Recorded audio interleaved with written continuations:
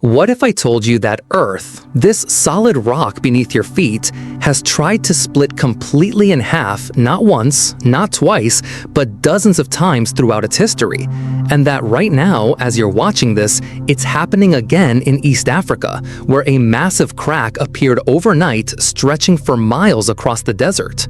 But here's the mind-bending part. If any of those ancient splits had gone just a little further, you'd be looking up at night and seeing another Earth hanging in the sky.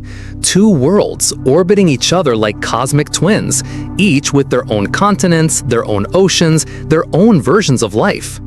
Before we dive into this planetary thriller, hit that subscribe button if you're ready to see how close we came to living on a binary planet, because what I'm about to show you will change how you look at every coastline, every mountain range, and every crack in the sidewalk. Now, dim the lights and let's travel back to when Earth was young, violent, and desperately trying to tear itself apart. The ground beneath you shudders, not in the polite one-second tremor that rattles your coffee mug, but in the kind of groan that feels like the earth itself is cracking its knuckles after a long nap. Only it isn't a nap, it's infancy. The world around you is still red and molten, glowing like hot coals beneath a fragile skin of cooling rock. And here's your first clue that Earth wanted to become two planets. You don't get sturdy continents yet. What you get is chaos. The air smells metallic, sharp like iron left out in the rain, except the rain here isn't water, it's molten fire. Steam hisses skyward in towering plumes, mixing with volcanic smoke until the whole sky looks like a bruise. You take a step, and the crust beneath your feet pops like glass under pressure. Now, you probably won't survive this, but survival isn't the point here. It's understanding how close Earth came to the ultimate breakup. The Earth is young, and young things break easily. But here's what most people don't realize. Imagine holding a cooling pie crust fresh out of the oven. You poke it lightly with a fork, and tiny fissures spread across the surface. The Earth's crust is that pie, but instead of apple filling, there's liquid magma bubbling beneath, ready to spill. And when it spills enough, when those cracks get wide enough, planets can actually split apart. Continents don't exist yet. Instead, rafts of rock the size of small countries bob on oceans of fire. You're standing on one of these rafts, thinking it's solid, but listen closer. The Earth is murmuring. Deep below, convection currents churn like a boiling stew, pushing and pulling the rocky lid above them. This restless motion is tectonics in its earliest form, and just as you can't stop a pot of oatmeal from burping over the edge, you can't stop Earth's mantle from breaking its shell. The question is, will it just crack or will it shatter completely? Here's a mainstream fact geologists love to emphasize. The first real continental crust was forged in hellish conditions around 4 billion years ago. Protocontinents began forming as lighter minerals floated to the surface. That's right, continents didn't sink. They floated like scum on soup. And while that might sound gross, it's what made dry land possible. But here's the part that'll blow your mind. Some researchers argue that Earth may have once worn a single, true global crust, a thin, continuous sheet covering the whole planet like a hard candy shell. If that's true, the first great tectonic event wasn't drifting, it was a total shattering. Picture this, Earth didn't just crack politely into a few pieces, it may have splintered like a dropped plate. Imagine shards colliding, fusing, breaking apart again, each piece potentially becoming its own world. That's your home planet's baby photos, and they're more violent than you ever imagined. Can you guess what stopped Earth from completing the split? The answer involves water, and it's coming up in just a moment. But first, let me paint you the scene of what we're dealing with. You crouch down on this primordial crust. It's thin, blistered, and groaning under its own weight. Every few minutes, a fiery fountain erupts nearby, lava spraying like a burst fire hydrant. You cover your face, but the heat still singes your eyebrows. This is how continents almost split before they even got the chance to exist. Rifts opened, crust cracked, magma flooded in. The soundscape is ridiculous, hissing, popping, distant booms as cliffs collapse into glowing pits. You'd think it would terrify you, but after a while it's almost hypnotic, like listening to the world practice breathing for the first time. And here's the kicker that changes everything. Without this messy fracture phase, you wouldn't be here at all. Every continental break created the possibility of new beginnings. Splitting the crust allowed lighter rocks to accumulate, eventually making stable platforms where oceans could pool and later, where life could crawl ashore. But what if those splits had gone further? What if, instead of healing, those cracks had deepened until chunks of Earth actually broke free? You lean down and place your palm against the rocky floor. You swear you feel a pulse. It's not your imagination. The mantle circulation is so powerful it really is like a heartbeat, each throb forcing new cracks to the surface. Earth is restless, impatient, desperate to grow into something more complex or to tear itself apart trying. Think of it this way. Right now, the planet is in its teenage years, full of energy, acne, and catastrophic mood swings. When it's angry, continents rip apart. When it's calm, they stitch themselves back together. You're just lucky you showed up early enough to see the first big fracture lines form. The sky darkens as volcanic ash drifts overhead, blotting out the newborn sun. Around you, the crust begins to sag, almost like it's sighing. And then you see it, the first wide fissure opening across the land like a zipper undone. It doesn't stop. It runs for miles, splitting one protocontinent into two. You realize you're standing at the moment Earth truly began to practice the arts of tearing itself apart. And the terrifying thing? This won't be the last time. Not by a long shot. But what happens next is where the story gets really crazy, because just when Earth seems ready to split into cosmic siblings, something unexpected arrives that changes everything. The crack you just watched doesn't stop at a polite fissure. It widens. Slowly at first, then, like a mouth yawning too far, the ground pulls apart and the world tilts beneath your feet. Magma gushes upward, hissing into the open air, painting everything in orange and red. And then, something extraordinary happens that literally saves Earth from becoming two planets. Water arrives. Not the crisp blue water you're used to. This water is murky, steaming, laced with minerals leached from the newborn crust. But here's why this moment is so crucial. As water floods into those massive cracks, it does something that changes planetary history forever. It cools the magma, it lubricates the moving plates, and most importantly, it prevents the splits from going too far. Think about it. Without water rushing in to fill these rifts, those cracks would have just kept throwing deeper and wider until chunks of Earth actually broke free into space. Water didn't just create oceans, it held our planet together. You hear the first drops, not of rain, but of condensation trickling down molten cliffs into the chasms below. It's the planet's first plumbing system, and it's sloppy. Picture steam vents the size of skyscrapers, blasting out vapor that cools and falls again in endless cycles. It's like standing inside a sauna designed by someone who hates you. But where did all this planet-saving water come from? Here's the mainstream answer that most geologists agree on. Earth's earliest oceans likely formed within a few 100 million years after the crust stabilized. That sounds quick, but when you measure time in billions, it's more of a blink. The water came from two main sources, and this is where it gets wild. First, volcanic outgassing. Yes, Earth literally burped oceans into existence. Every volcano was like a planetary water fountain, spewing H2O along with lava. Second, cometary bombardment. Imagine icy space rocks the size of mountains smashing into Earth and melting into pools. Without these endless deliveries, the cracks in the crust would have stayed fiery scars, growing wider until our planet split apart. Now here's a detail that'll change how you see the ocean forever. Some scientists suggest that early oceans weren't blue at all, but greenish, thick with iron and sulfur. Imagine swimming in pea soup that smells like rotten eggs.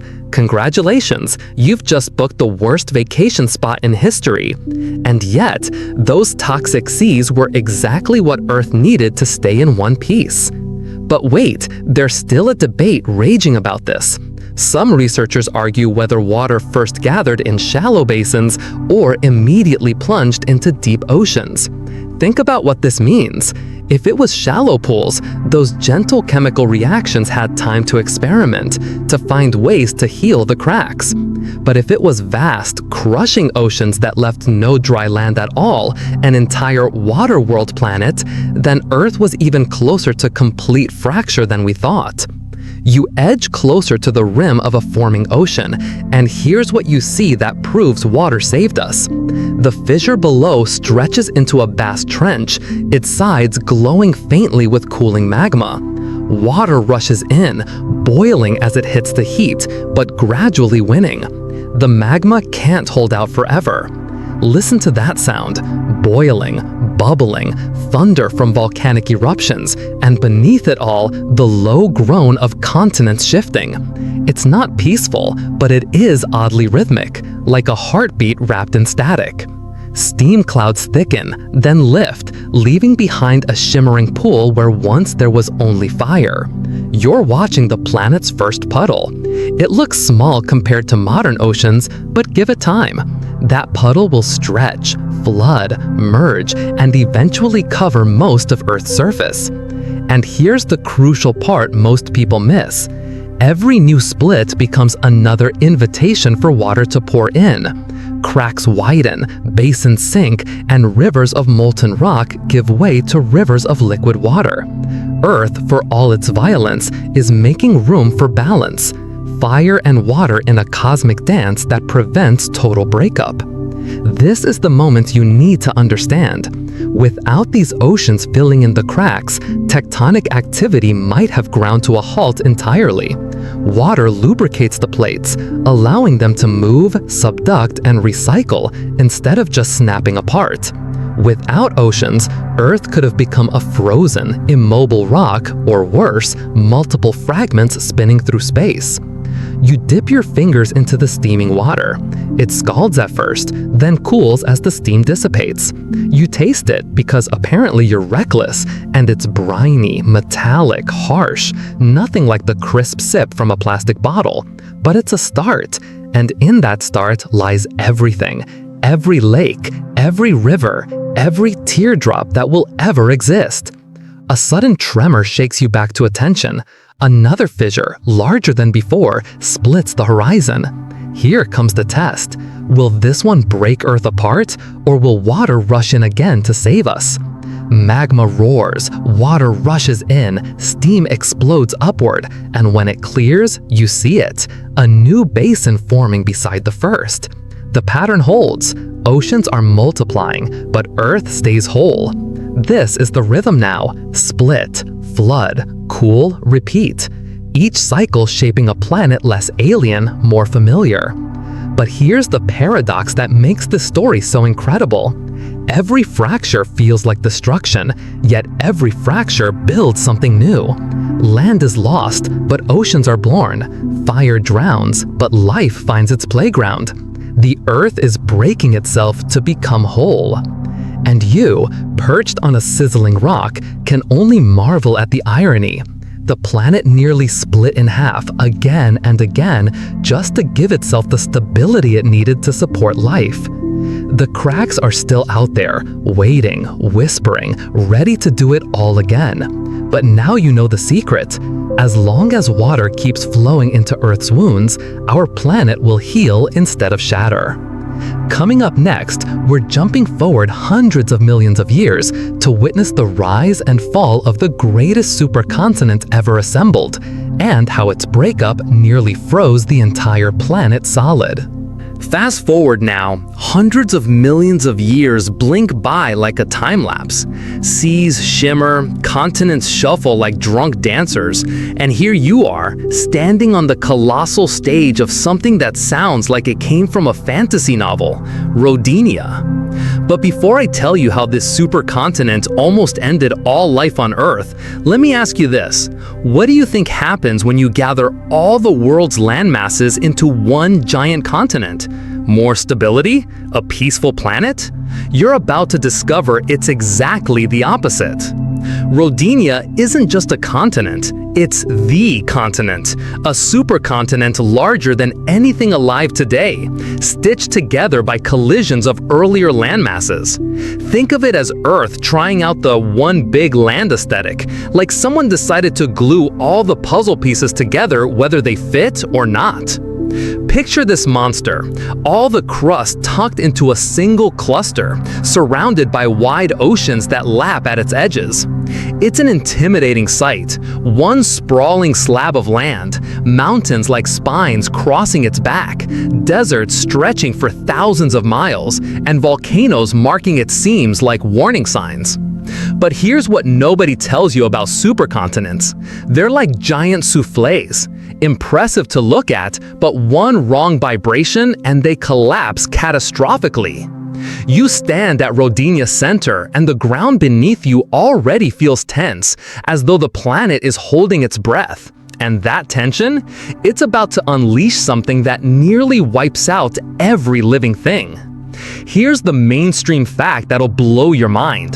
Rodinia formed roughly 1.1 billion years ago and began to break apart about 750 million years ago. That's a long lifespan for a continent, but in geologic terms, it was always doomed. Supercontinents gather heat beneath them like lids on a pot. Eventually, the mantle beneath swells and pushes upward, trying to break free. Imagine sitting on a whoopee cushion for millions of years. You're going to feel the pressure eventually. And when Rodinia finally released that pressure, it nearly ended the world. Now here's the part that sounds like science fiction, but is absolutely real. Some geologists think Rodinia's breakup may have been so violent it nearly split Earth's crust into multiple giant slabs that could have changed the entire tectonic cycle forever. But wait, it gets crazier. One hypothesis suggests the breakup set the stage for something called snowball Earth, plunging the entire planet into a deep freeze that covered even the equator in ice. In other words, Rodinia wasn't just tearing itself apart, it may have dragged the climate down with it in the ultimate dramatic exit.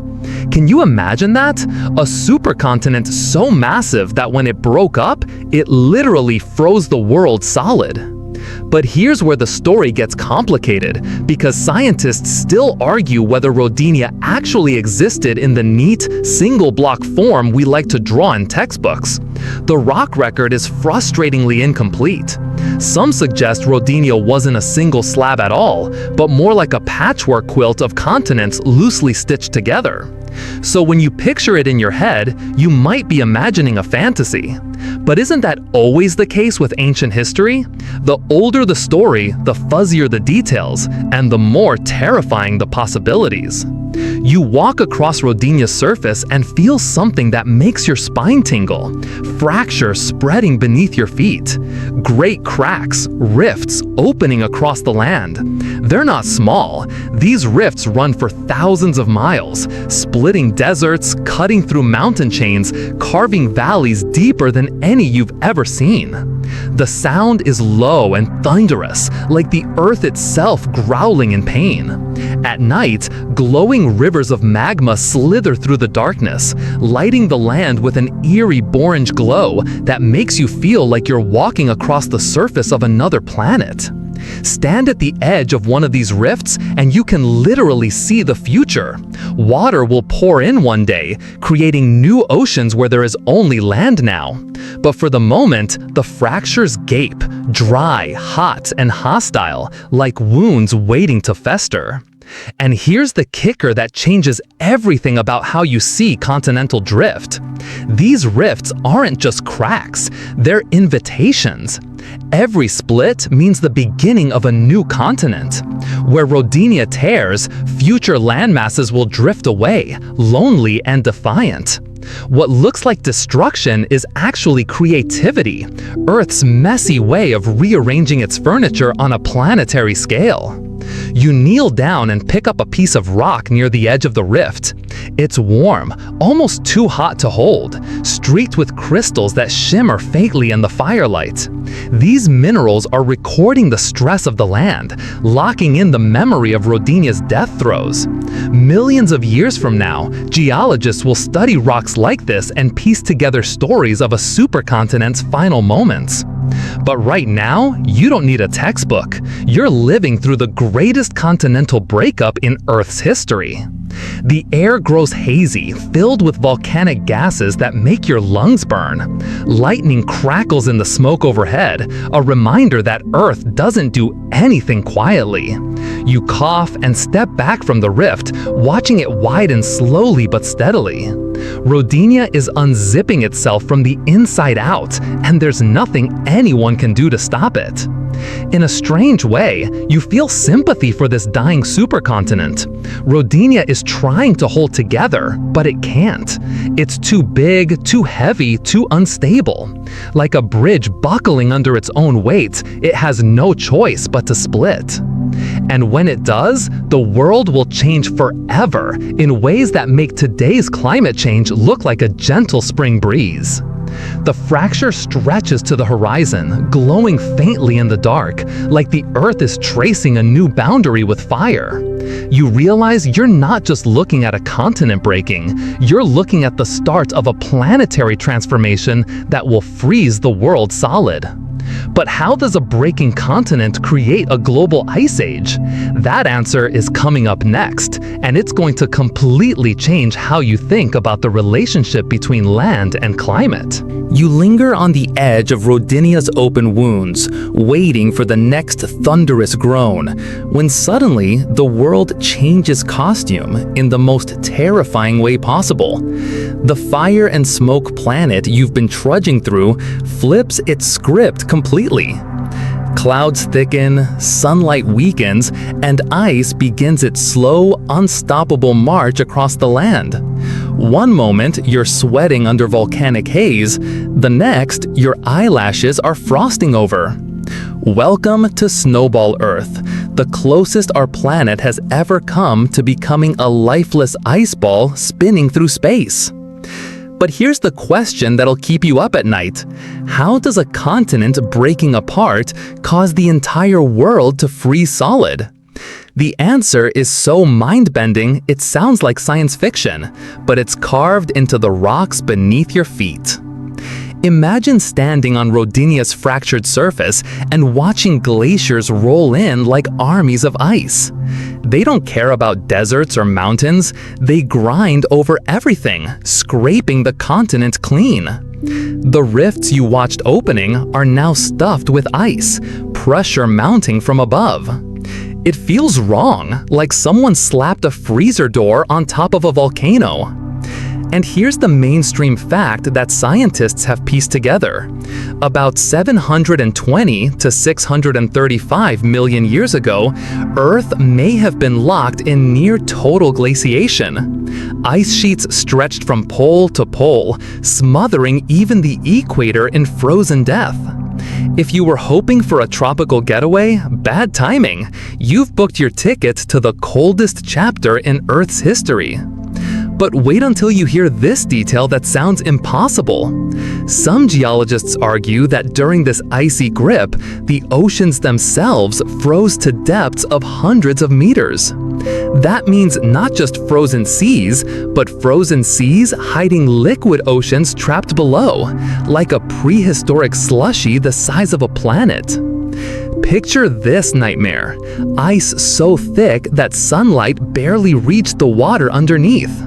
Life, if it wanted to survive, had to huddle in tiny oases, maybe near volcanic vents, maybe in meltwater pockets.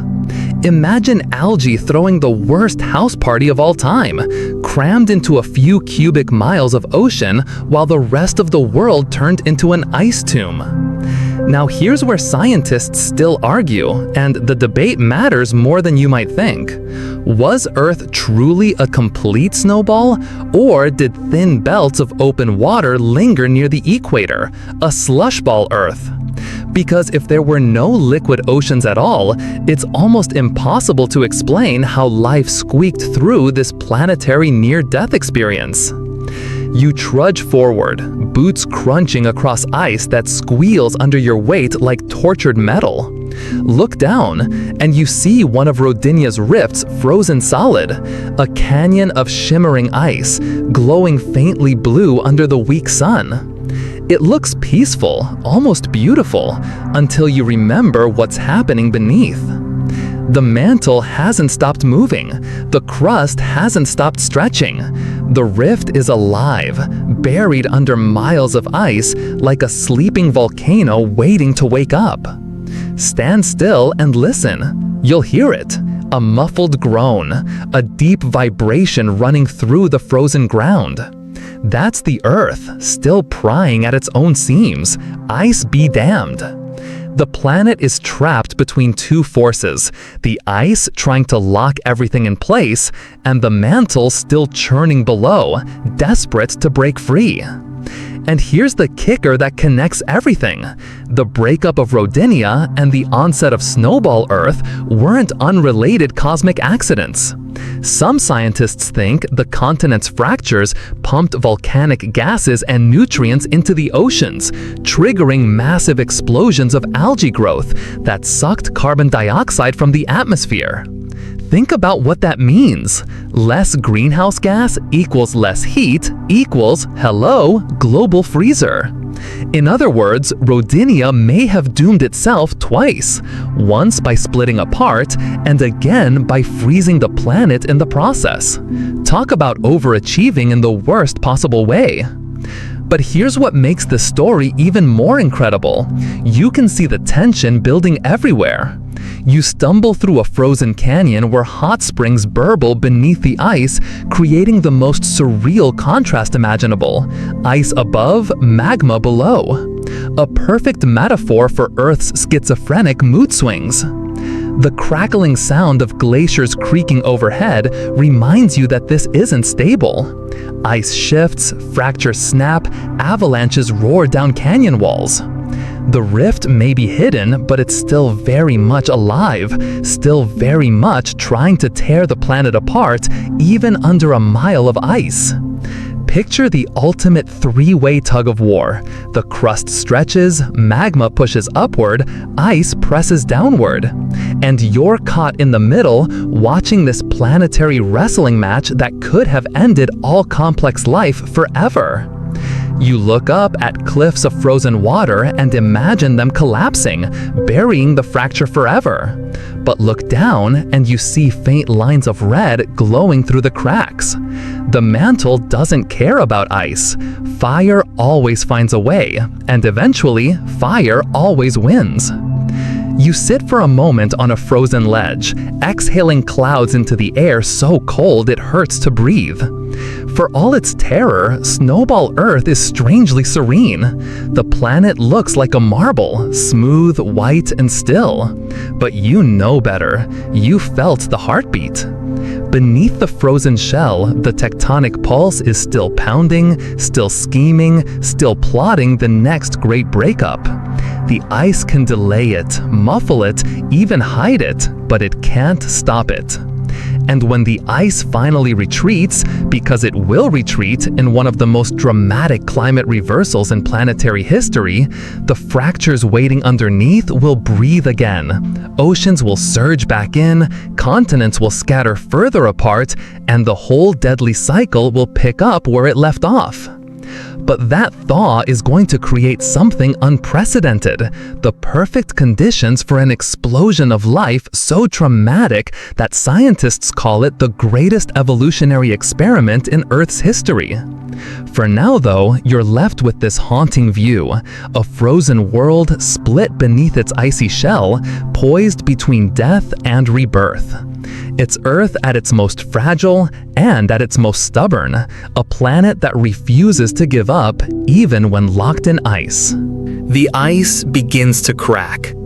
Not just the soft creaking you've been hearing, but a full-bodied roar, like thunder trapped under your feet and finally breaking free. Snowball Earth, that glittering marble of frozen death, is finally melting in the most spectacular way possible. But here's what nobody tells you about the end of an ice age. It doesn't happen gently. It happens like a dam bursting on a planetary scale. Sunlight returns, volcanoes belch greenhouse gases with renewed fury, and suddenly the chill lifts so fast it's almost violent. Water runs free again, torrenting off melting glaciers, carving new channels, flooding ancient valleys. And as the ice sheets retreat, something completely new takes shape that will change the face of evolution forever. The Iapetus Ocean. You stand on what was once the edge of Rodinia, now pried apart so far that seawater floods into the gap like the planet is bleeding blue. At first, it's just a narrow channel, frothing with meltwater and volcanic runoff.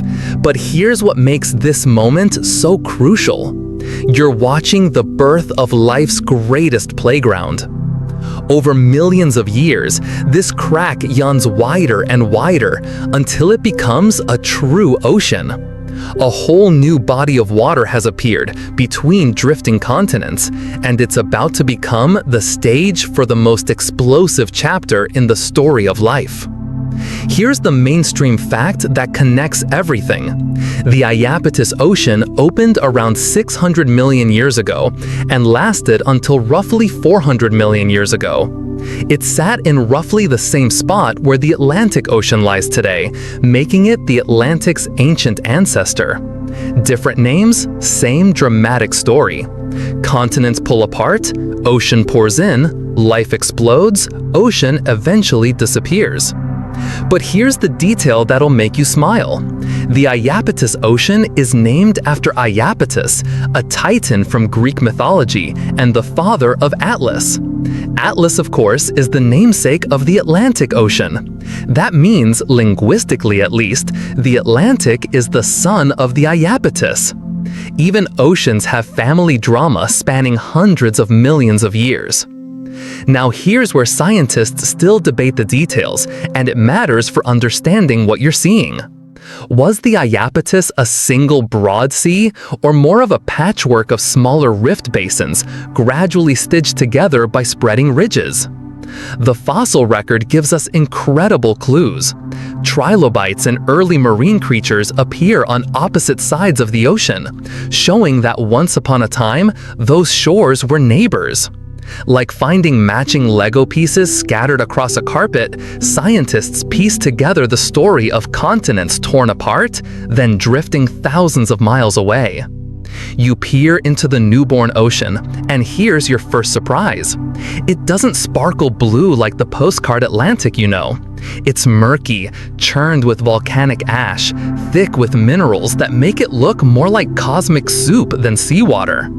The waves crash against jagged rift cliffs, carving them slowly into smoother coasts. Every tide pulls at the edges, widening the gap millimeter by millimeter. You can almost feel the power of it tugging at your feet, inviting you into waters that have never known human touch. Stand at the shore long enough, and you'll witness something that sounds impossible. You can actually see continents beginning their drift. North America peels away from its neighbors like a slow-motion explosion. Scotland and Greenland slip into their own orbits. Fragments that once belonged to one great supercontinent are now set on separate journeys across the globe. To you, it looks imperceptible, but zoom out in time and it's dizzying. Land masses skate away across the planet like cosmic ballet dancers, as if Earth is rearranging its puzzle pieces just for the fun of it. And here's the kicker that changes everything about the story of life. Without the Iapetus, the world you know wouldn't exist. Its opening allowed shallow seas to flood continents, creating perfect nursery habitats where early life could experiment with wild new ideas. Tiny multicellular organisms began trying out body plans that sound like science fiction, growing shells for the first time, developing symmetry, experimenting with eyes, legs, claws. Within these warm, mineral-rich waters came the famous Cambrian explosion, the biological fireworks show that gave us ancestors of everything from jellyfish to you. You crouch at the edge of the ocean and scoop a handful of seawater. It's warm, mineral-rich, a primordial soup in the truest sense. In it, microscopic creatures wiggle and divide, their delicate forms invisible to your eyes, but powerful enough to reshape the entire future of evolution. You can't see them, but you can sense them. The ocean hums with potential, with experiments in living that will echo through time. Above your head, storms gather with new fury. New oceans mean new climates, new weather patterns, new ways for the atmosphere to move heat around the planet. Thunder growls as lightning splits the sky, and you realize this is chaos of a different kind. Not the destructive chaos of ice or fire, but the creative chaos of possibility. The Iapetus stretches wider with each passing geologic heartbeat. Cliffs collapse into the sea, carried away by relentless tides that never sleep. Somewhere across the water, on a faraway shore that might one day become Morocco or Norway, identical trilobites scuttle across sand, unaware they are living on opposite sides of an evolutionary experiment. And here you are, standing barefoot on the edge of time, watching the first chapter of the Atlantic's lineage being written in salt and stone. The continents may not know it yet, but this ocean will one day close again. Mountains will rise, land masses will collide, and the whole cycle will start over. For now, though, the world enjoys the luxury of space, of separation, of seas spreading endlessly between drifting continents. And you, witnessing this planetary transformation, realize you're seeing more than just an ocean's birth. You're watching the rhythm of the Earth itself, crack, flood, widen, close, again and again, endlessly, like a cosmic heartbeat that never stops. The Iapetus is just one verse in a song the Earth has been singing since its crust first cooled. But what a verse it is!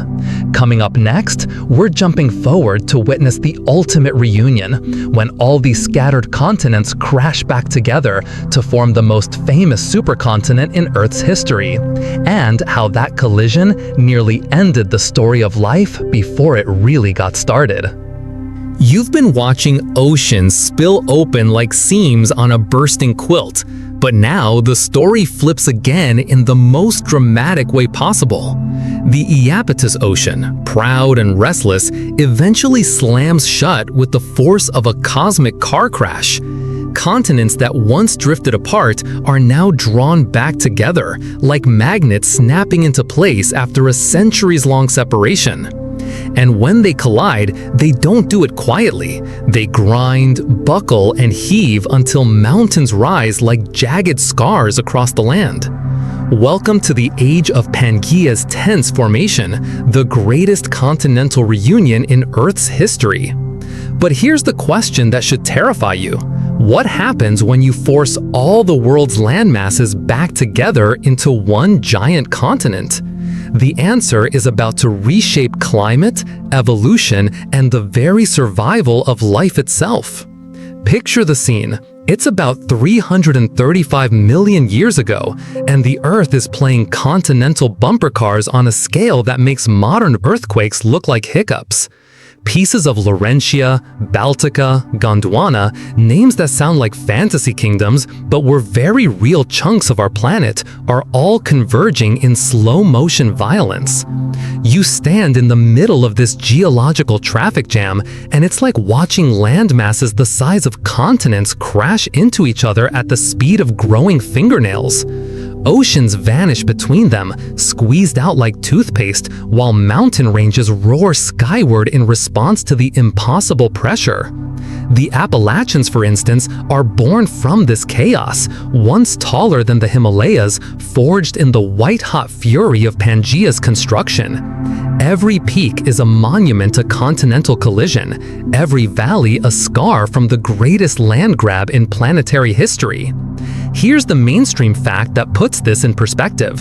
Pangaea was the last true supercontinent, and it reigned for about 150 million years. During its time, nearly all Earth's dry land was clumped together into one colossal continent with a single global ocean, Panthalassa, surrounding it like a vast moat. If you'd lived then, you could theoretically walk from one corner of the world to the other without ever needing a boat. Assuming, of course, you could survive the swamps, dodge the deserts, and avoid the occasional inconvenient volcano trying to kill you. Now here's the part that sounds like geological science fiction. Pangaea wasn't just one solid block of land. It was more like a Frankenstein monster stitched from mismatched parts, and those seams where continents collided weren't stable. They were riddled with fault lines, magma chambers, and pressure points. In other words, Pangaea looked solid from space, but underneath it was a geological stress ball waiting to explode. But here's where scientists still argue, and the debate reveals just how violent this process was. Some researchers think the formation of Pangaea was inevitable, part of a recurring supercontinent cycle that happens every 500 to 600 million years like clockwork. Others say Pangaea was a unique arrangement, a one-time marvel that won't ever quite happen again. Either way, you're here to witness what togetherness looks like on a planetary scale, and it's not pretty.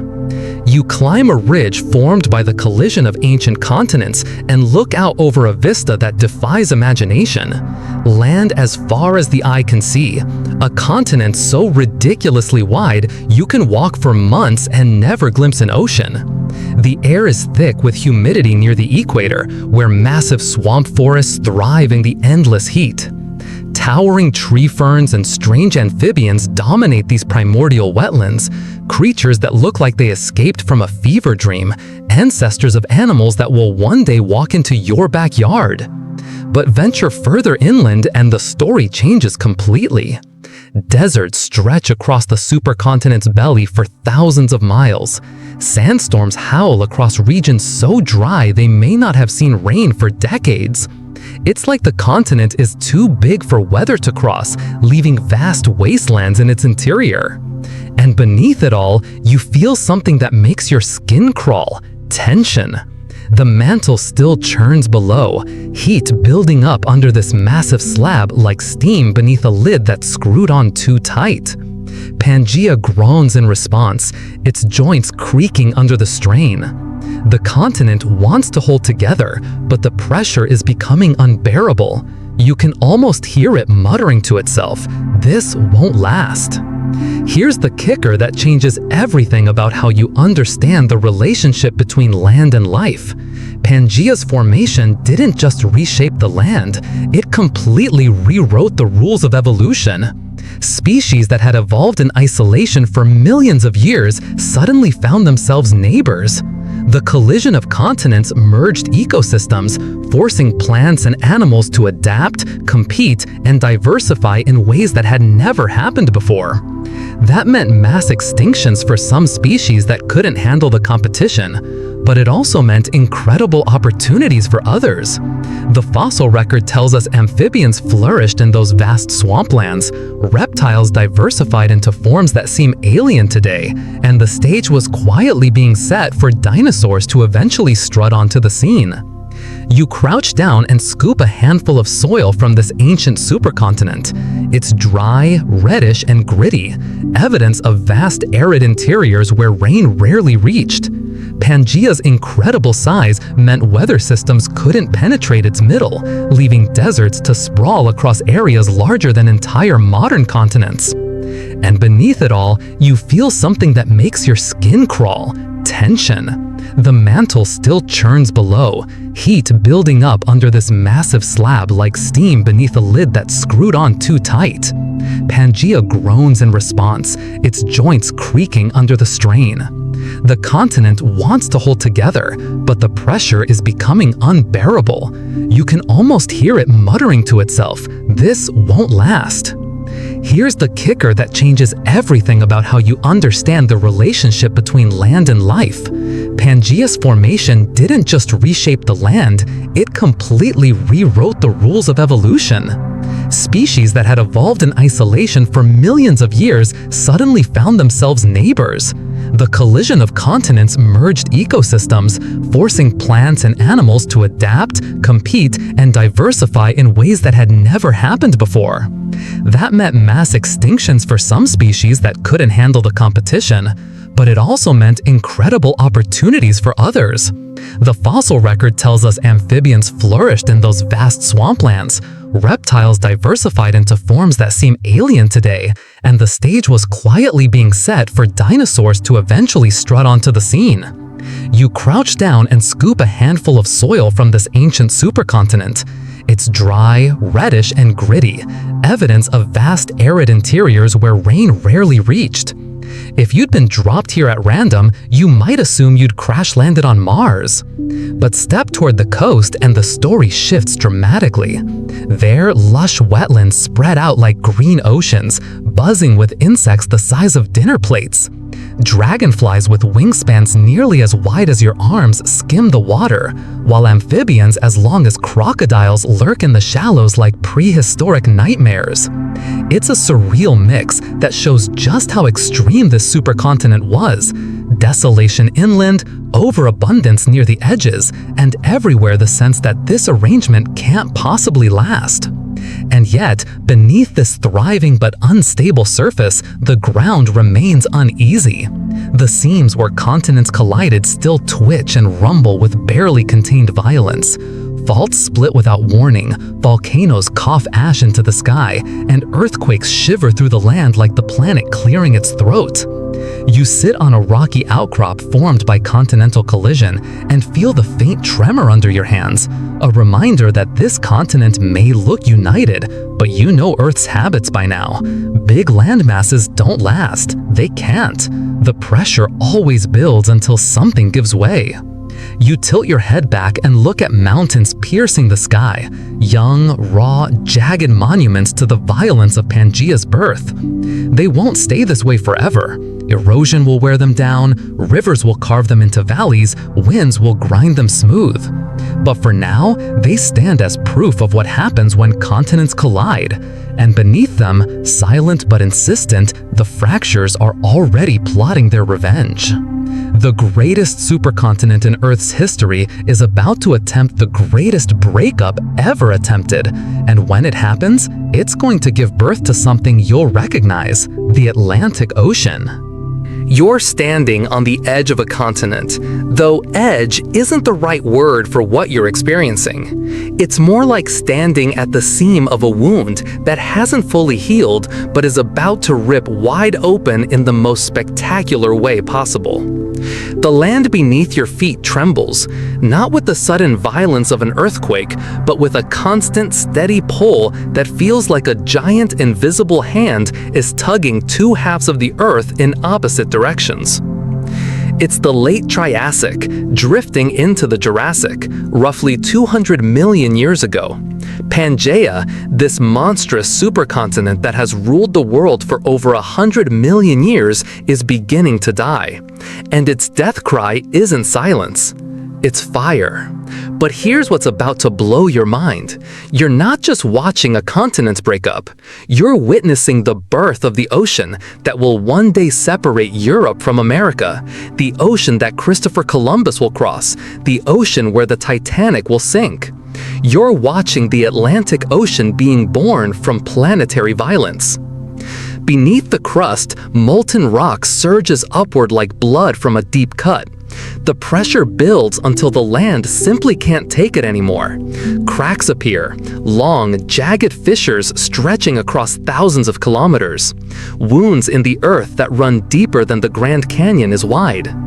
Some of these cracks fill with lava that spills over like rivers of liquid fire, hardening into black basalt plains that stretch to the horizon. Others remain yawning gaps, chasms deep enough to swallow entire mountain ranges. And slowly, as if the planet itself is sighing with relief, the cracks widen. Water waits at the margins, patient as a predator. At first, it's nothing more than narrow channels, shallow rift basins filled with salt water from the surrounding seas. But then the rifts deepen, stretching wider and wider like a zipper being pulled open on a planetary scale. The Proto-Atlantic Ocean is born, not in a single cataclysmic event, but in a slow, drawn-out unzipping of Earth's skin. The ocean doesn't just appear, it invades. Imagine the scene, where once there was endless dry land stretching from horizon to horizon, now the sea creeps in like a living thing. Fingers of water probe the cracks, pooling in basins, spreading across what used to be the heart of Pangaea. A whole new body of water begins to take shape, and with it, a new chapter in Earth's history that will reshape everything. Here's what makes this moment so crucial. You're watching the Atlantic Ocean in its infancy. At first, it's small, just a narrow gulf between North America and Africa, dotted with volcanic islands and jagged coastlines that look nothing like the smooth shores you know today. But year after year, century after century, millennium after millennium, it grows. The rift keeps pulling with inexorable force. The plates keep drifting.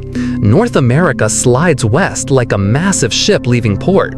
Africa clings to the east with geological stubbornness. Slowly, inevitably, the water rushes in to claim the space between them. You can almost hear the planet breathing, the hiss of lava meeting seawater in explosive clouds of steam, the crash of waves against newborn cliffs, the deep rumble of continents grinding past each other like massive gears in a planetary machine. You can almost see the future unfolding, coastlines reshaping themselves, plants and animals stranded on different sides of a growing ocean, evolutionary paths that had run together for hundreds of millions of years suddenly diverging forever. What was once Pangaea, unified, monolithic, seemingly eternal, begins to fracture into the continents we recognize today. And life doesn't just adapt to this transformation, it explodes with new possibilities. Isolated ecosystems emerge like islands of evolution. Dinosaurs that once roamed side by side across continuous land are now divided by thousands of miles of open ocean, their evolutionary paths destined to diverge into entirely different forms of magnificence and terror. New oceans mean new climates, new weather patterns, new ocean currents that redistribute heat around the planet like a vast circulatory system. The formation of the Atlantic doesn't just change geography, it rewrites the rules of climate, creating new opportunities for survival and new paths to extinction. Here's the detail that should give you chills. The Atlantic Ocean keeps stretching even today. It never stopped. The mid-Atlantic ridge, running like a surgical scar down the middle of the ocean, is still at work, still bleeding molten rock into the sea, still pushing continents farther apart at the rate your fingernails grow. Every year, Europe and North America drift a few centimeters farther apart. Every year, the Atlantic gets slightly wider. The rift that started back in the Jurassic is still open, still active, still slowly tearing the world apart. And here's the haunting thought that connects past to present. The Atlantic didn't simply arrive one day, whole and complete like a gift from the gods. It was born from fracture, from the slow, merciless pulling apart of something that once seemed eternal and unbreakable. Even the strongest, most unified continent couldn't resist the stress building beneath it. Even Pangaea, mighty enough to reshape global climate and evolution, eventually succumbed to the restless forces churning in Earth's depths. Every coastline you know, the eastern seaboard of the United States, the bulge of Brazil facing the curve of West Africa, the rugged shores of Ireland and Scotland, is a reminder of that ancient split. They are puzzle pieces that once fit together perfectly, now separated by thousands of kilometers of rolling waves and deep blue water. The Atlantic Ocean isn't just a body of water connecting continents. It's a scar, a living memory of Earth's greatest breakup, written in salt and stone, and the shapes of continents that still remember being joined. And the most incredible part? This is just the beginning. Because while the Atlantic was being born in spectacular fashion, something even more dramatic was happening in the south, where the other half of Pangaea was preparing for its own explosive breakup.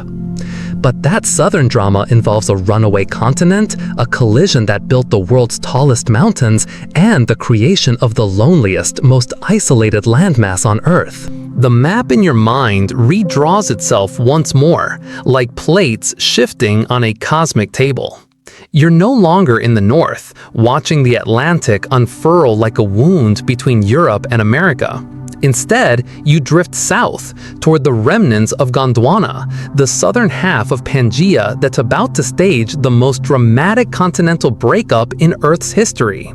But here's what makes this breakup different from everything you've seen before. This isn't just continents drifting apart slowly over millions of years. This is continents fleeing from each other like survivors of an explosion, racing across the globe to collide with other landmasses in spectacular mountain-building crashes. This was the landmass that held Africa, South America, India, Australia, and Antarctica in one impossible embrace, a single colossal supercontinent stitched together with mountains, deserts, and lush green swamps that stretched beyond any horizon you could imagine.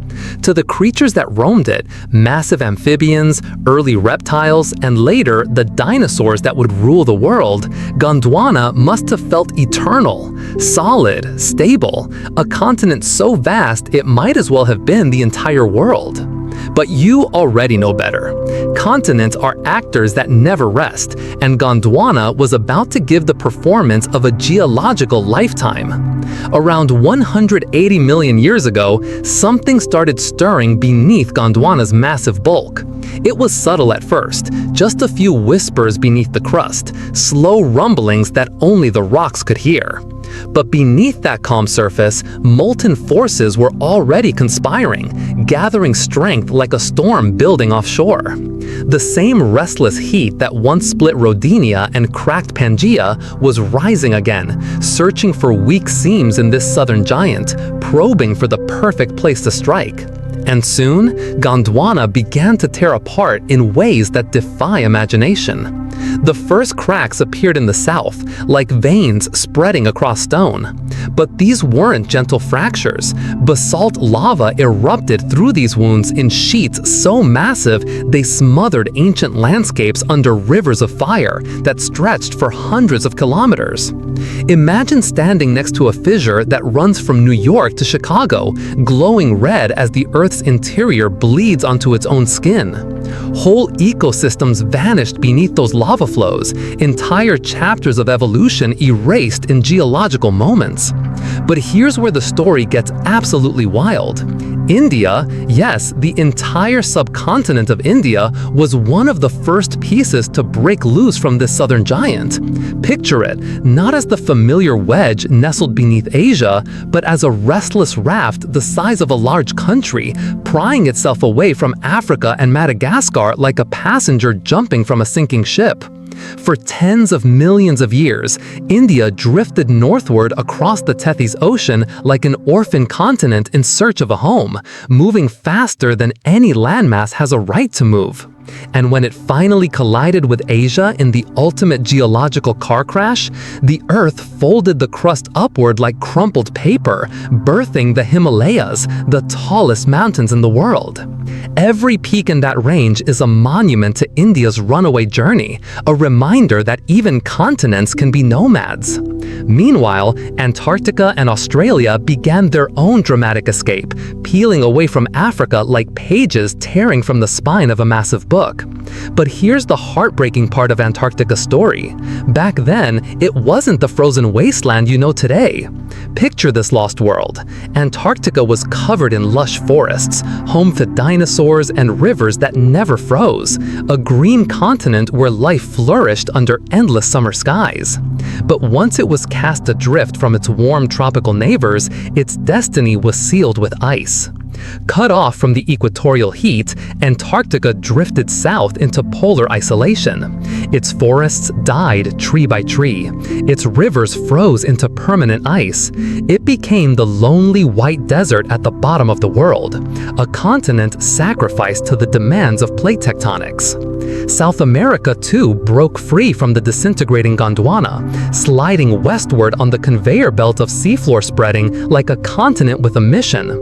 It drifted across the planet until it eventually slammed into the Pacific plate in another mountain-building collision, raising the Andes in a titanic crash that's still happening today.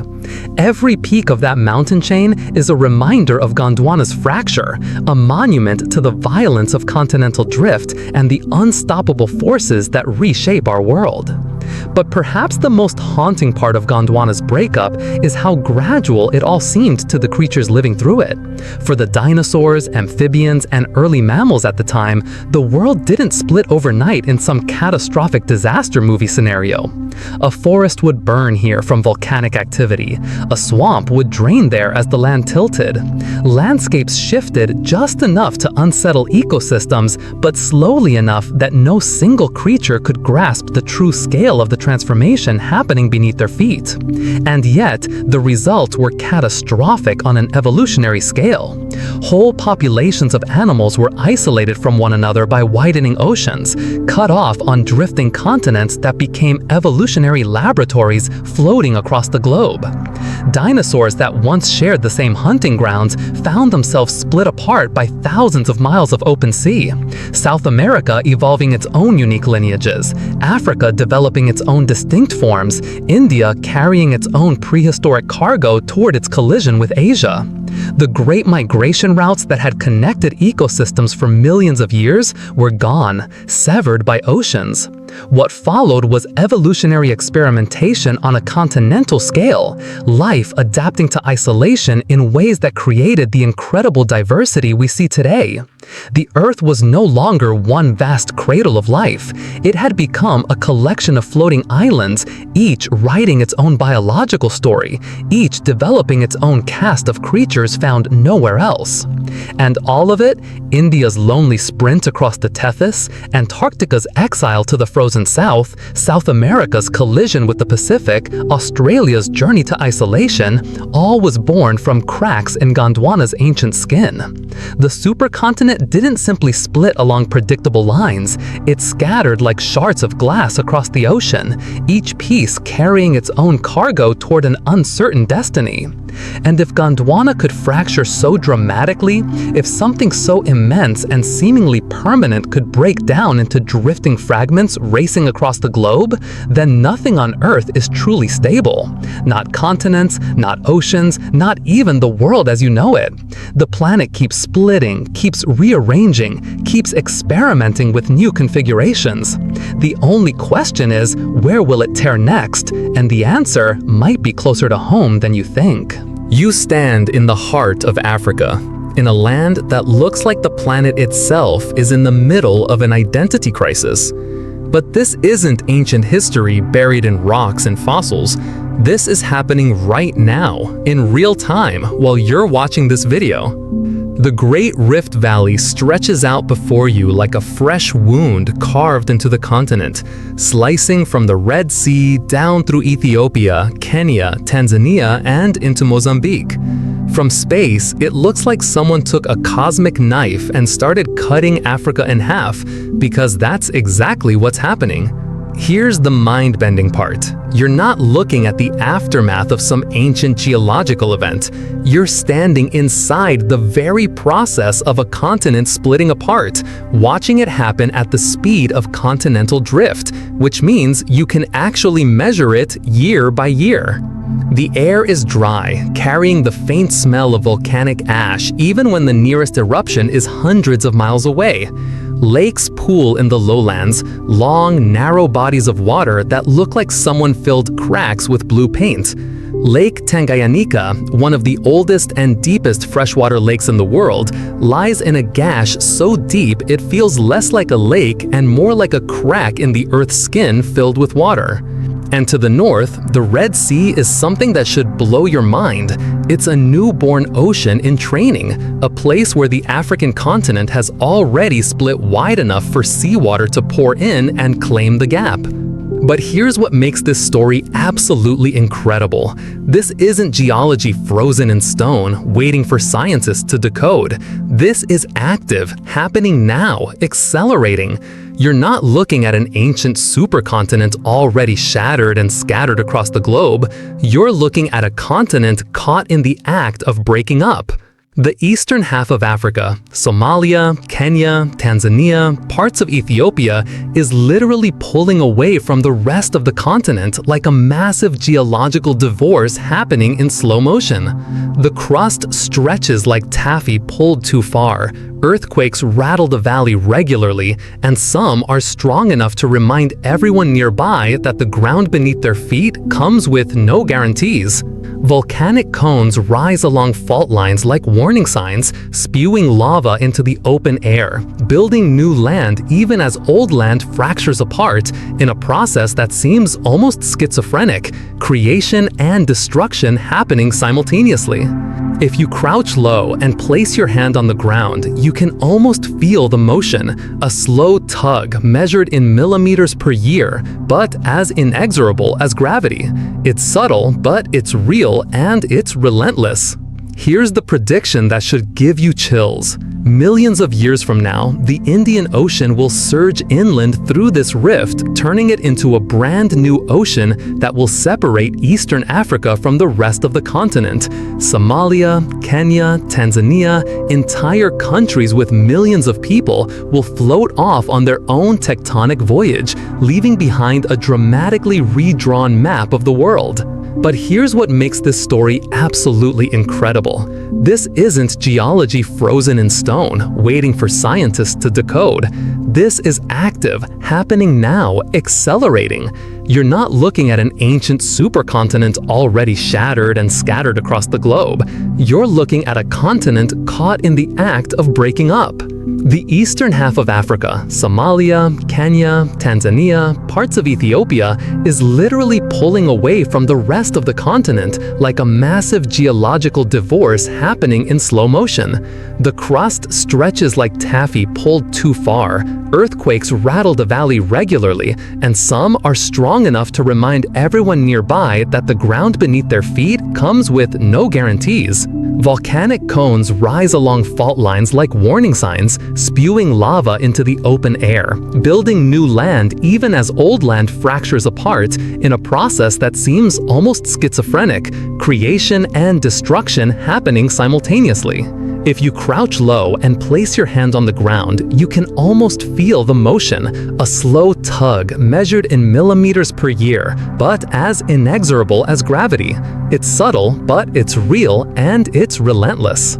Here's the prediction that should give you chills. Millions of years from now, the Indian Ocean will surge inland through this rift, turning it into a brand new ocean that will separate Eastern Africa from the rest of the continent. Somalia, Kenya, Tanzania, entire countries with millions of people will float off on their own tectonic voyage, leaving behind a dramatically redrawn map of the world.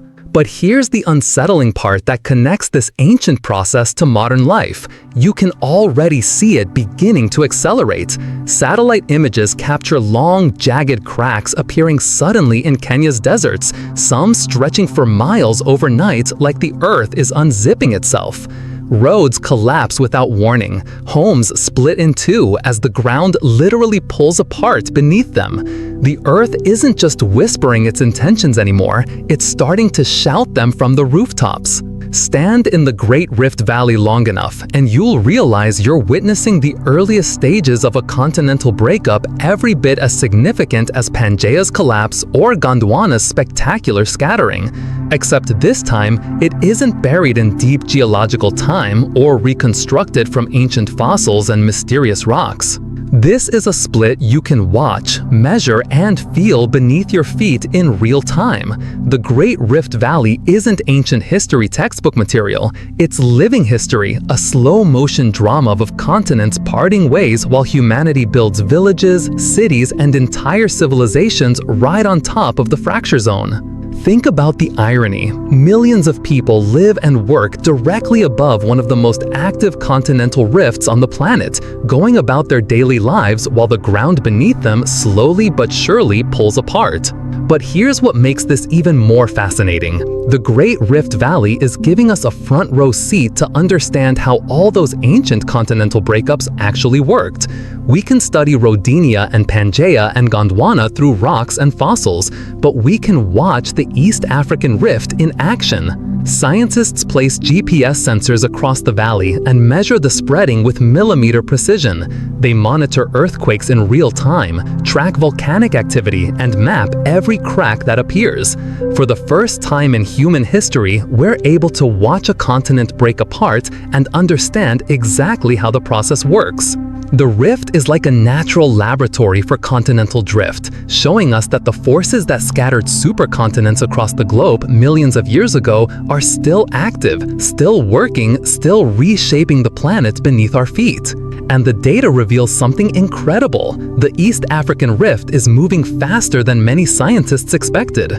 Climate change, groundwater depletion, and other human activities may actually be accelerating the process by changing the weight and stress patterns on the crust.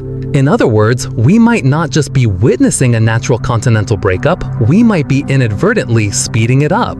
You walk along the edge of the rift, dodging acacia trees and watching herds of zebras grazing peacefully in a valley that's actively pulling itself apart. There's something surreal about seeing normal life continuing while the continent slowly fractures beneath it. But then you remember, this is how it's always worked. Dinosaurs grazed while Pangaea split apart. Early mammals scurried through forests while Gondwana scattered across the globe. Life doesn't pause for continental drift. It adapts, evolves, and carries on. The question that lingers as you look out over the Great Rift Valley, dotted with lakes and acacia trees and completely normal-looking landscapes, is this: how long can modern civilization live atop a continent that's literally splitting beneath us? And maybe more importantly, what other continents are quietly preparing for their own dramatic exits? Because if Earth's history teaches us anything, it's that the rifting never really stops. It just moves to new locations. The planet is always plotting its next great breakup, and the clues are written in every crack, every earthquake, and every mountain range still growing today. Imagine standing on the shore of an ocean so vast that it wraps around the entire planet like a liquid bandage. No matter which direction you sail, no matter how far you travel, you would eventually find yourself staring at the same endless water, the same rolling swells, the same featureless blue expanse stretching to every horizon. This is Panthalassa, the super ocean that once dominated Earth's surface so completely it made our modern oceans look like puddles. For hundreds of millions of years, Panthalassa was the single most important feature on the planet's face. While Pangaea squatted like a geological island in the middle of this vast sea, Panthalassa surrounded it, dwarfed it, and defined what it meant to live on a water world. But here's what nobody tells you about oceans. They're not permanent any more than continents are. Panthalassa, despite its mind-boggling size and seeming dominance, was not built to last, and its death reveals something terrifying about the impermanence of everything we think is stable. The first hints of Panthalassa's doom came quietly, the way most planetary catastrophes begin. Deep beneath its waves, along the ocean floor itself, magma began rising from the mantle like blood from internal wounds. Picture this: molten rock pushing up against the oceanic crust, creating ridges and seams that tore the seabed apart from the inside out. These were the early whispers of new oceans, the first stirrings of changes that would one day replace the seemingly infinite waters of Panthalassa with a world of smaller, divided seas. But here's what makes the death of a superocean different from the breakup of a supercontinent. When continents split, you get new land and new oceans. When a superocean dies, entire bodies of water simply vanish from existence, swallowed by the Earth itself. Fast forward millions of years through geological time-lapse, and the change becomes impossible to ignore. The Tethys Ocean, a smaller body of water that began as just a crack between continental fragments, started to widen like a wound that wouldn't heal. New ridges spread, new currents formed, and suddenly Panthalassa, once supreme ruler of the planetary surface, was being carved apart piece by piece, like a mirror shattering in slow motion. Picture it from a satellite view of deep time. At first, Panthalassa is a vast, uninterrupted canvas of blue covering 3/4 of the planet. Then, lines begin to form across its surface, like the webbing of broken glass. Each crack represents a mid-ocean ridge. Each fracture marks a newborn ocean basin stealing space from the ancient superocean.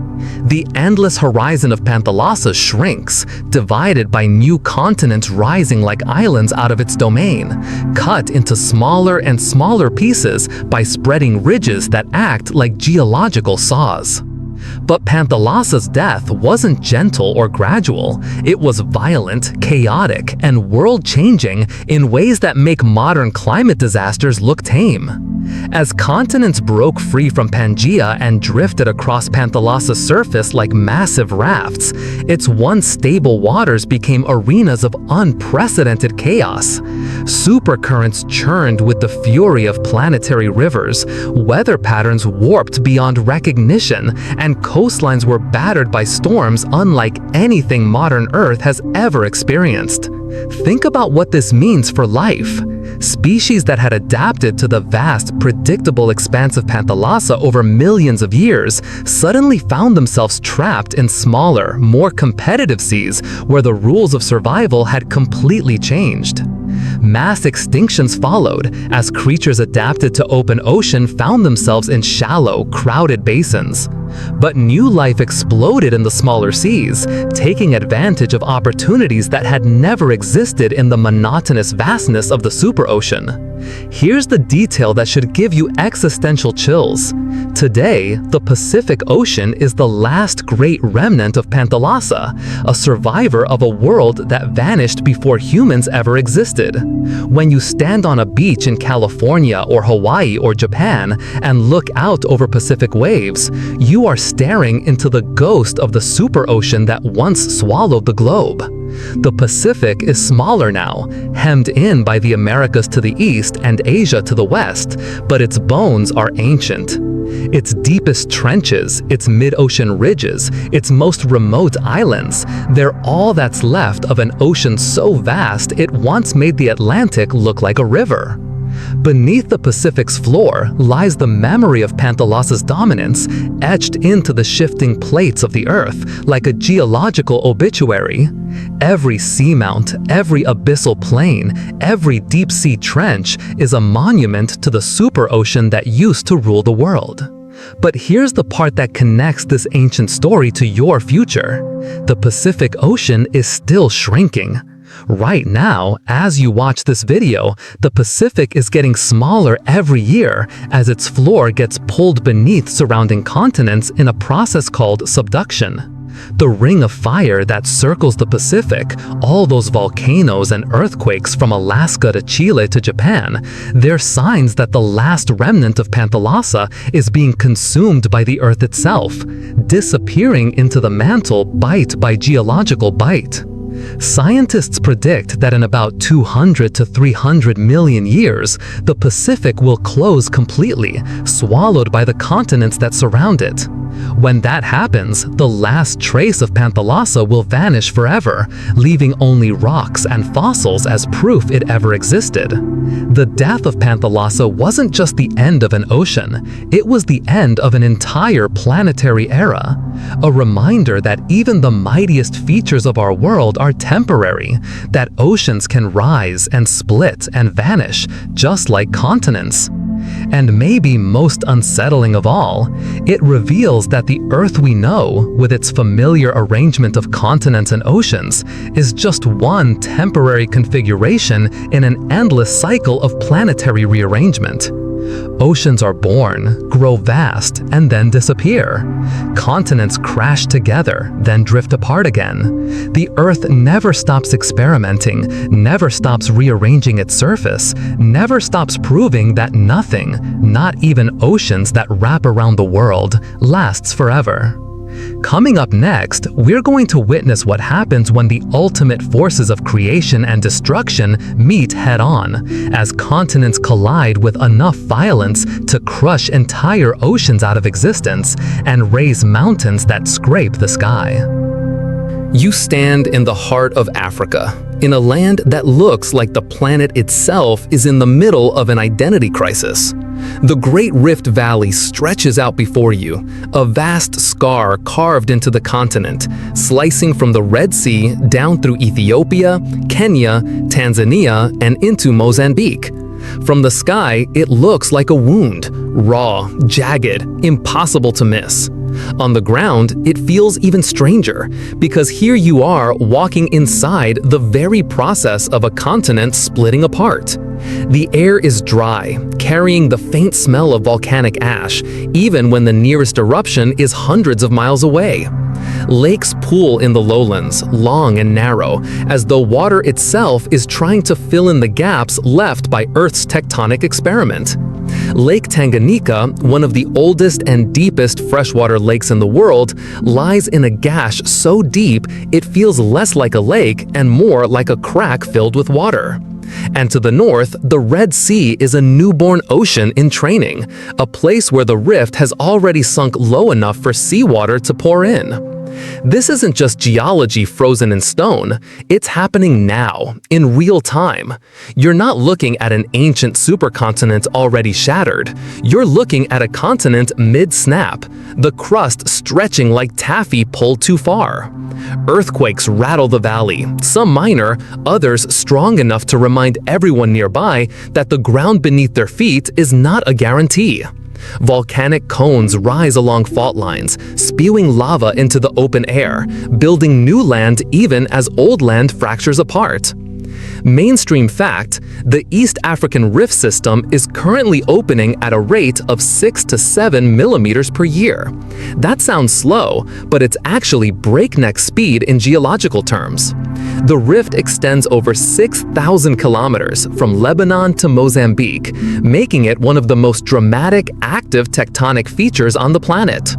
Scientists estimate that in 10 million years, the eastern part of Africa will split away completely, forming a new ocean basin. Here's the mind-bending tidbit. This split is so inevitable that geologists have already named the future ocean. They call it the East African Ocean, or sometimes the Afar Sea. Detailed computer models predict its coastlines, its depth, even its likely climate patterns. It's probably the first ocean in Earth's history that humans will witness being born from start to finish.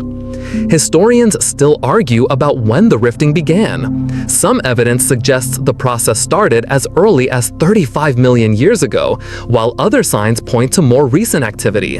What's clear is that the rifting is accelerating. Satellite measurements show that the Nubian and Somali plates, the two pieces of Africa being torn apart, are separating faster now than they were even a decade ago.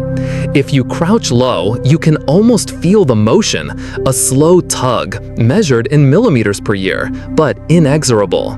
The eastern half of Africa is pulling away from the rest, and one day, millions of years from now, the Indian Ocean will surge inland and turn this rift into a brand new ocean. Somalia, Kenya, Tanzania, whole countries will float off on their own tectonic voyage, leaving behind a dramatically redrawn map of the world. You walk along the edge of a fault scarp, a cliff face that marks where the land has literally dropped away. The rock layers are exposed like pages in a book, telling the story of millions of years of sedimentation, volcanic activity, and gradual stretching. Below you, the rift floor spreads out in a patchwork of grasslands, alkaline lakes, and volcanic cones that steam in the distance. And here's the unsettling part. You can see it beginning to happen right now. Satellite images capture long, jagged cracks appearing suddenly in Kenya's deserts, some stretching for miles overnight. Roads collapse, homes split in two. The Earth isn't just whispering its intentions anymore, it's starting to shout. But this isn't just about geology. The Great Rift Valley is also the cradle of humanity. Some of our earliest ancestors evolved in this landscape, adapting to the changing climate and geography as the continent slowly tore itself apart. The famous fossil sites of Olduvai Gorge and the Afar Triangle lie directly within the rift system. In a very real sense, we are children of this great crack in the Earth. You pick up a handful of volcanic ash, fine and gray, and let it sift through your fingers. This dust comes from the same deep forces that are splitting the continent, magma rising through fractures, building new crust even as old crust pulls apart. The sun sets over the Rift Valley, painting the escarpments red and gold. In the distance, a family of elephants move across the grassland, following ancient migration routes that one day be underwater when the new ocean arrives. They don't know they're walking on the edge of tomorrow, on land that's slowly transforming beneath their feet. Stand here long enough and you'll realize you're witnessing the earliest stages of a breakup every bit as significant as Pangaea's collapse. Except this time, it isn't buried in deep time or reconstructed from fossils and rocks. This is a split you can watch, measure, and feel beneath your feet. The Great Rift Valley isn't ancient history, it's living history, a slow-motion drama of continents parting ways, while humanity builds villages, cities, and civilizations right on top of the fracture. And as you look out over the rift, dotted with acacia trees and shimmering lakes, a question lingers. How long can people live atop a continent that's quite literally splitting beneath them? The answer, it seems, is that we already are. You've stood in Africa, watching a continent slowly tear itself apart. But now, turn your attention to the opposite side of the planet, to the Pacific Ocean. Here, the story isn't about gentle rifting or gradual separation. Here, the Earth practices a different kind of violence, subduction. This is where oceanic plates dive beneath continents like whales sounding into the abyss, dragging entire sections of seafloor into the molten depths. The Pacific Ring of Fire isn't just a catchy name, it's a 25,000-mile horseshoe of volcanoes, earthquakes, and tectonic mayhem that circles the Pacific Ocean like a burning necklace. You're standing on the edge of this ring now, somewhere along the coast of Japan, Chile, or Alaska. The ground beneath your feet is deceiving in its stillness because just offshore, one of Earth's most dramatic geological processes is unfolding in slow motion. Beneath the waves, the Pacific Plate, a slab of oceanic crust larger than all the continents combined, is sliding under the edge of whatever landmass you're standing on. It's descending at a steep angle, like a massive conveyor belt feeding the planet's interior. And as it sinks, it melts, creating pockets of magma that punch upward through the crust, erupting as volcanoes that tower over the landscape. Mainstream fact: the Pacific Ring of Fire accounts for about 90% of the world's earthquakes and contains 75% of the world's active volcanoes. This isn't coincidence, it's the inevitable result of the Pacific Ocean shrinking. As the Atlantic widens, thanks to the Mid-Atlantic Ridge, the Pacific compensates by consuming its own edges, swallowing its boundaries piece by piece. Here's the mind-bending tidbit: the Pacific is actually disappearing. Not quickly, it will take another 200 to 300 million years, but it's shrinking at a measurable rate. Every year, the ocean gets a few centimeters smaller as its edges are pulled into subduction zones. The Pacific, that vast expanse that once dominated the planet as part of Panthalassa, is slowly being devoured by the continents that surround it. Historians still debate whether this process will continue until the Pacific vanishes entirely, bringing Asia and the Americas crashing together in a collision that would make the formation of Pangaea look gentle. Some models suggest we're heading toward Amasya, a future supercontinent where the Pacific has been completely consumed, leaving only a remnant sea surrounded by towering mountain ranges. You feel the ground tremble, not violently, but with a deep subsonic rumble that seems to rise from the Earth's core. This is the sound of an oceanic plate bending as it dives into the mantle, a process so immense it defies human comprehension. Somewhere beneath your feet, rocks that formed on the ocean floor millions of years ago are being heated, compressed, and transformed into magma that will one day explode from a volcano. Look out at the ocean and try to imagine what's happening below the surface. The seafloor isn't flat, it's scarred with deep trenches, some plunging more than 6 miles into the earth. These aren't just underwater canyons, they're the entry points where entire sections of the planet's surface disappear forever, pulled into the molten interior like letters fed into a furnace. And here's the kicker: this destruction is also creation. Every volcano in the Ring of Fire is built from recycled ocean floor. The Andes, the Cascades, the volcanic islands of Japan, they're all made from seafloor that was once part of the Pacific, melted down and reborn as continental crust. The Earth doesn't waste anything, it just changes its form. You walk along a beach where black volcanic sand crunches under your feet, sand made from Pacific seafloor that was destroyed and reborn as lava, then ground down by waves into this dark, glittering shore. Each grain tells the story of subduction, of an ocean plate's journey from spreading ridge to volcanic eruption. Above you, Mount Fuji rises like a perfect cone, its slopes built from countless eruptions of recycled Pacific crust. It's beautiful, iconic, and completely temporary. In geological time, it will be worn away by erosion, while new volcanoes rise to take its place. The Ring of Fire doesn't build permanent monuments, it builds temporary ones, magnificent and doomed. The sun sets over waters that hide one of Earth's most dramatic secrets, an ocean in the process of its own destruction. The Pacific may look eternal from where you stand, but it's actually Earth's greatest vanishing act, a slow-motion magic trick that will take hundreds of millions of years to complete. And when it's finally gone, when the last of its waters have been squeezed out by colliding continents, the Ring of Fire will fall silent. But by then, somewhere else on the planet, new oceans will be opening, new rings of fire will be born, and the Earth will continue its endless cycle of creation and destruction. For now, though, you're watching the death of the world's largest ocean, one subducted plate at a time. You're standing at 18,000 feet above sea level, gasping in the thin air of the Himalayas. The peaks around you pierce the sky like broken teeth, their summits lost in clouds that seem close enough to touch.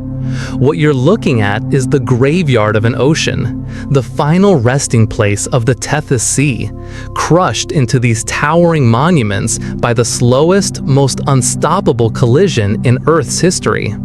This isn't just any mountain range. This is what happens when an entire continent goes rogue. 50 million years ago, India wasn't attached to Asia. It was an island continent racing northward across the dying Tethys Ocean at the breakneck speed of 20 centimeters per year, faster than any landmass had ever moved.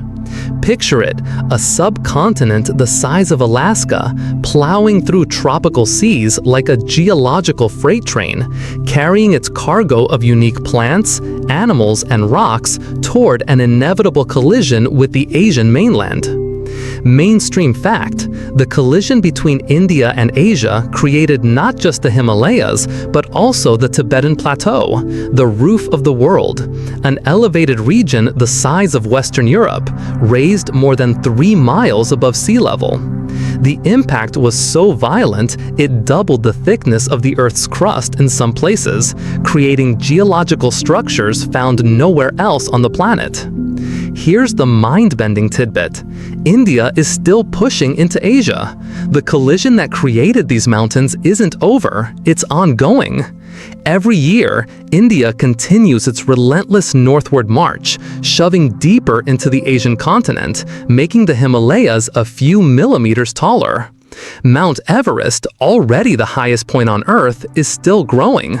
The mountain you're looking at today will be taller when your grandchildren see it.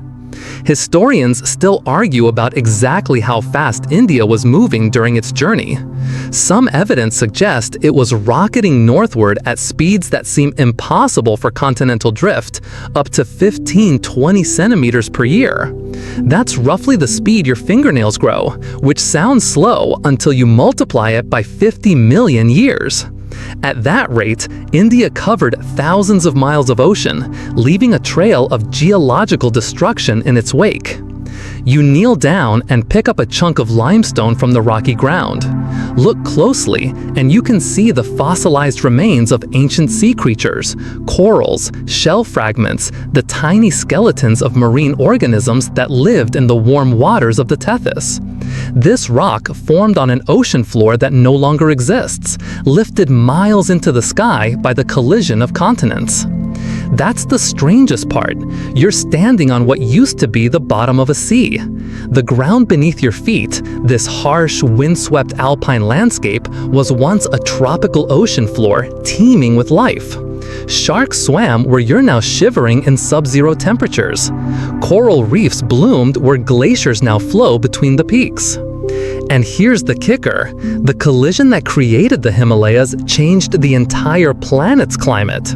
Before India smashed into Asia, the world was warmer, more humid, with fewer seasonal extremes. But the rise of the Himalayas and the Tibetan Plateau altered global wind patterns, disrupted ocean currents, and helped trigger the ice ages that would define Earth's recent history. The collision didn't just build mountains, it rewrote the rules of weather itself. You look around at the savage beauty of the peaks, their faces carved by glaciers, their slopes scattered with avalanche debris. It's hard to imagine this landscape as the site of tropical seas, but the evidence is literally under your feet. Every step you take is on recycled ocean floor. Every breath you take is air made thin by the violence of continental collision. Below, in the valleys, prayer flags flutter in the wind, tiny reminders of human presence in this geological temple.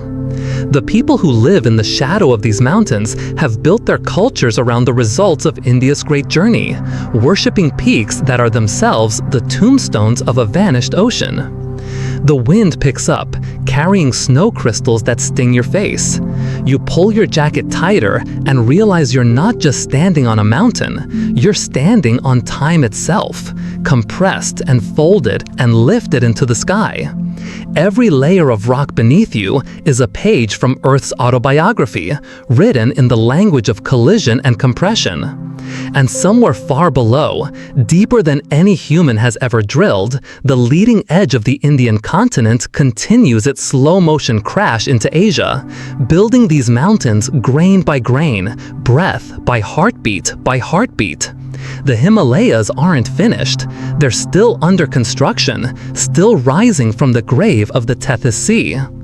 You take one last look at the peaks around you, knowing that millions of years from now, erosion will wear them down, rivers will carve them apart, and time will reduce these monuments to sand. But for now, they stand as Earth's most dramatic reminder that even continents can't stop when they're moving fast enough. The collision that created the Himalayas was just one crash in Earth's 4.5 billion year history of smashing things together. But it might have been the most spectacular, the moment when an entire ocean was squeezed out of existence and pushed into the sky. You're standing on the shores of the Mediterranean Sea, watching waves lap against ancient limestone cliffs. The water is impossibly blue, the kind of blue that poets write about and tourists photograph. But you're not here for the scenery. You're here to witness the final chapter of one of Earth's most beloved bodies of water, a sea that's slowly dying, strangled by the same forces that built the Alps and raised the Himalayas. The Mediterranean isn't just any sea. It's the last living remnant of the mighty Tethys Ocean, a puddle left behind when continents collided and squeezed most of the water out of existence. What you're looking at is essentially a trapped lake, cut off from the world's oceans by the narrow Strait of Gibraltar, a 9-mile-wide choke point that controls the fate of an entire sea. And here's the unsettling truth: that choke point is closing. Africa is still pushing north, grinding against Europe like two massive ships locked in an eternal collision. Every year, the strait gets a fraction narrower. Every year, the Mediterranean becomes a little more isolated. Geologists have calculated that in about 50 million years, the strait will close completely, sealing off the Mediterranean from the Atlantic forever. Mainstream fact, when that happens, the Mediterranean will begin to evaporate. Without the constant flow of Atlantic water to replenish it, the sea will shrink, leaving behind vast salt flats punctuated by hypersaline lakes. The entire basin, from Spain to Turkey, from Italy to North Africa, will become a desert deeper than the Grand Canyon. But here's the mind-blowing part. This has already happened before.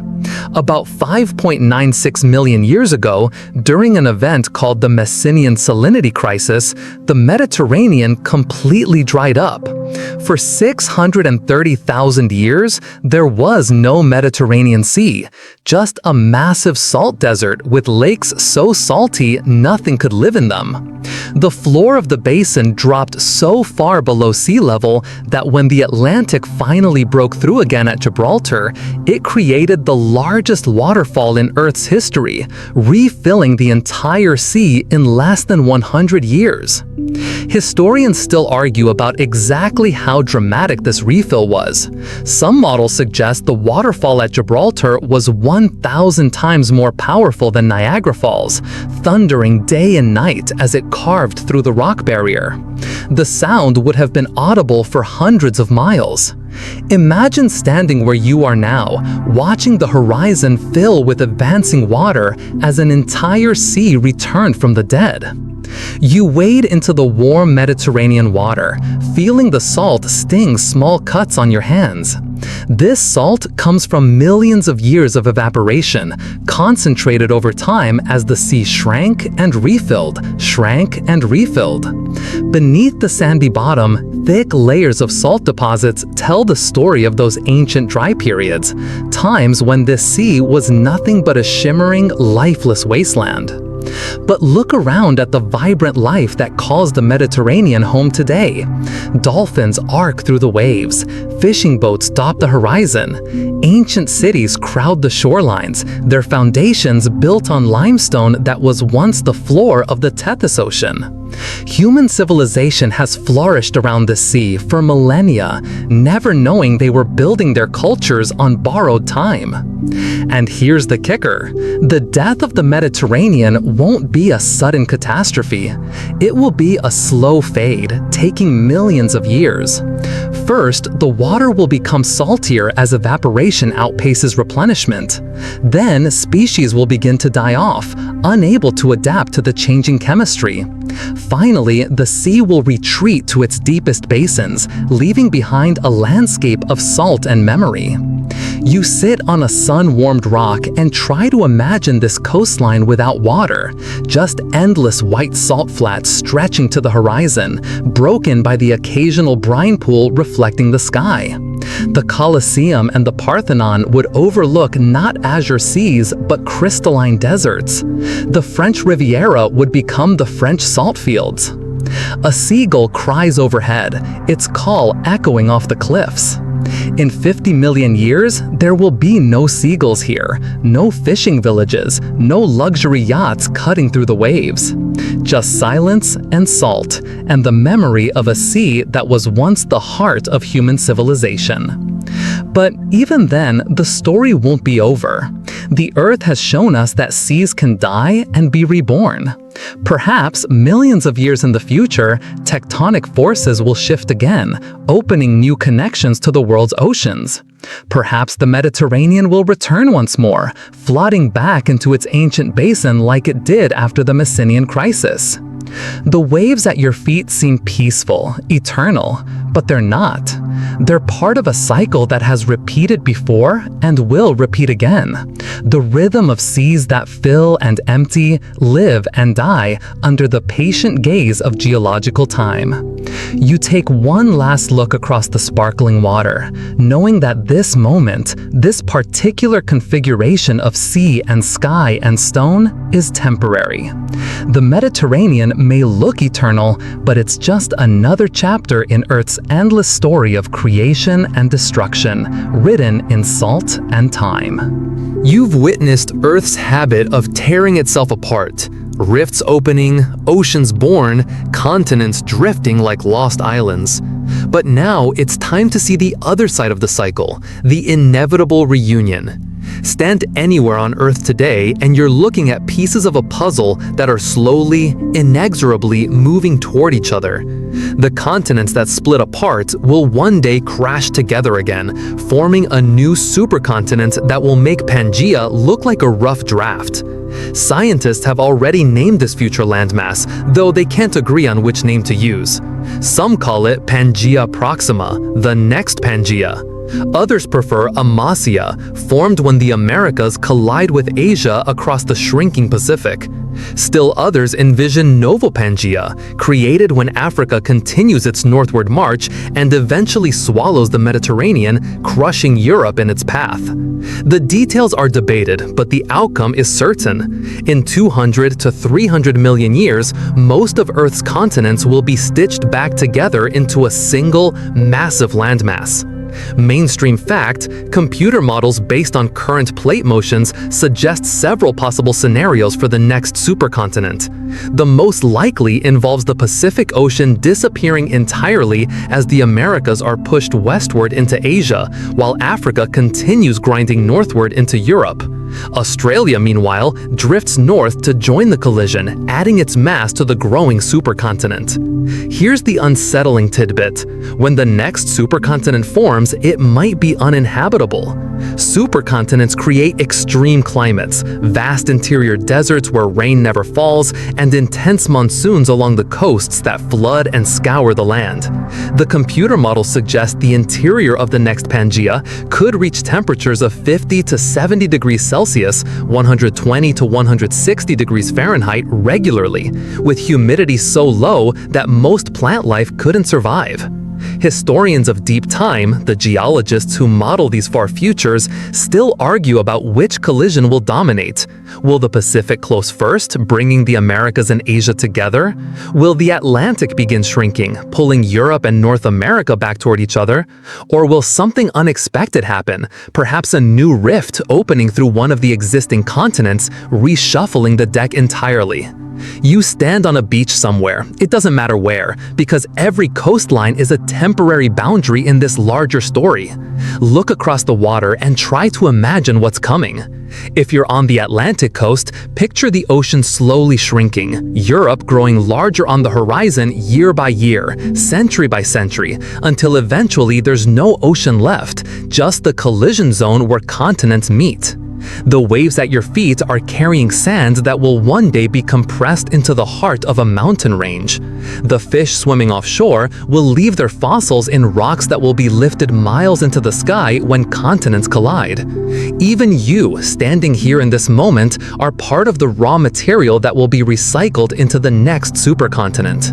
And here's the kicker. This cycle has happened before, and it will happen again after that. Earth appears to form a new supercontinent every 400 to 500 million years. Rodinia assembled, then broke apart. Pangaea formed from the pieces, then split again. The next supercontinent will eventually fragment too, scattering its pieces across new oceans that haven't even been imagined yet. But there's a twist in this story that changes everything. The sun is slowly getting brighter. In a billion years, it will be hot enough to boil away Earth's oceans entirely. The next supercontinent might be the last one our planet ever sees, a final gathering of continents on a world that's running out of time. You pick up a pebble from the beach and hold it in your palm. This small piece of rock has probably been part of multiple supercontinents already, welded into ancient mountain ranges, eroded into sand, deposited as sediment, compressed into stone, lifted up again. It's a veteran of countless collisions and breakups, and it will survive to see the next one. The irony isn't lost on you. You're living on a planet that tears itself apart just so it can put itself back together again, over and over, in an endless cycle of destruction and creation. Every continental drift is both an ending and a beginning. Every collision both a catastrophe and a birth. The next supercontinent is already under construction, its foundations being laid by plate tectonics at the barely perceptible pace of centimeters per year. You won't live to see it completed, neither will your species most likely. But somewhere in the deep future, continents will meet again, mountains will rise from their collision, and new oceans will form in the cracks left behind. And after that supercontinent breaks apart, the cycle will begin anew, because that's what Earth does. It builds, it breaks, it rebuilds. It splits itself apart just to prove it can come back together. It's a planet that can't sit still, can't stay the same, can't resist the urge to reinvent itself every few 100 million years. You're living on a world in constant motion, even when it feels perfectly still beneath your feet. Now, let's abandon the constraints of real geology for a moment and dive into pure speculation. We followed Earth's story of rifts and collisions, of oceans born and died, of continents that dance around each other in an endless ballet of destruction and creation. But what if one of those ancient rifts hadn't stopped? What if, instead of just opening new oceans, Earth had actually cracked completely in two? Picture it, 4 billion years ago, during those violent early days when the crust was still learning how to hold together, imagine a rift so deep and wide that it didn't just split a continent, it split the entire planet. Not the neat, tidy break you might imagine, but a catastrophic fracture that tore Earth into two unequal pieces, leaving them to orbit each other like a binary planet system. The larger fragment, let's call it Terra Major, would have kept most of the mass, the stronger magnetic field, the thicker atmosphere. The smaller piece, Terra Minor, might have been only a third the size, a wounded world spinning in the shadow of its larger sibling. From the surface of Terra Major, you'd look up at night and see not just the moon, but another Earth hanging in the sky.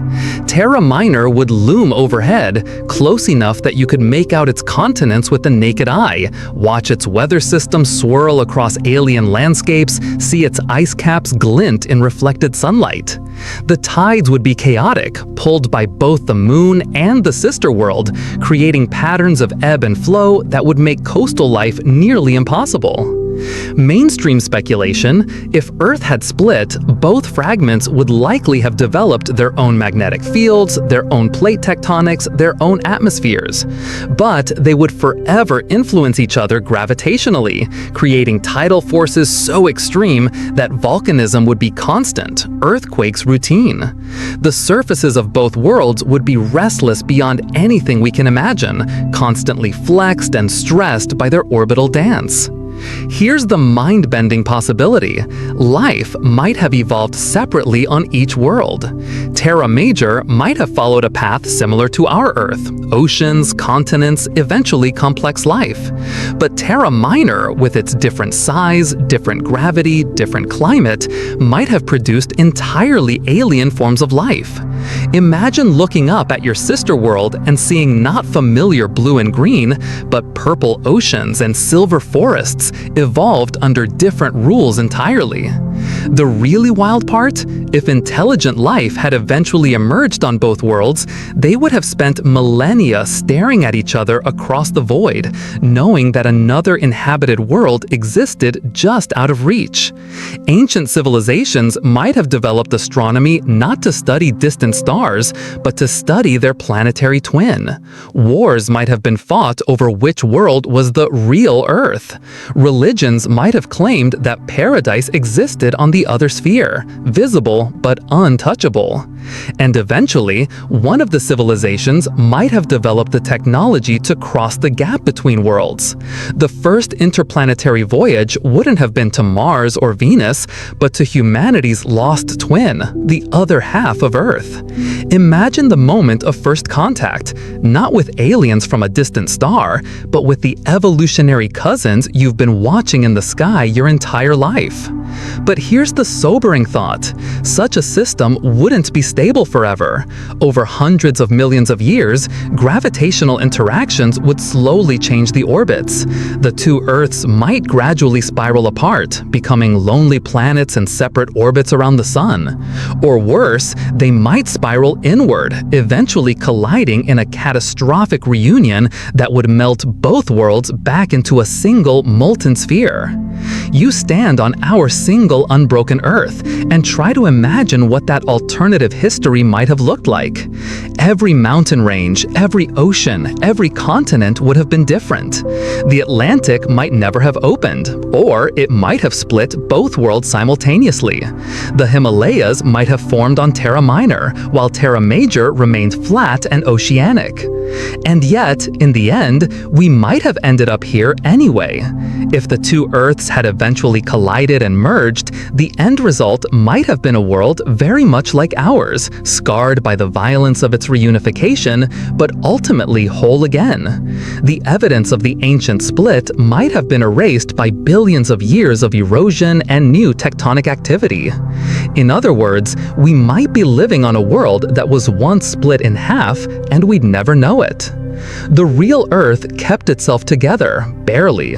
Every rift that opened was balanced by a collision somewhere else.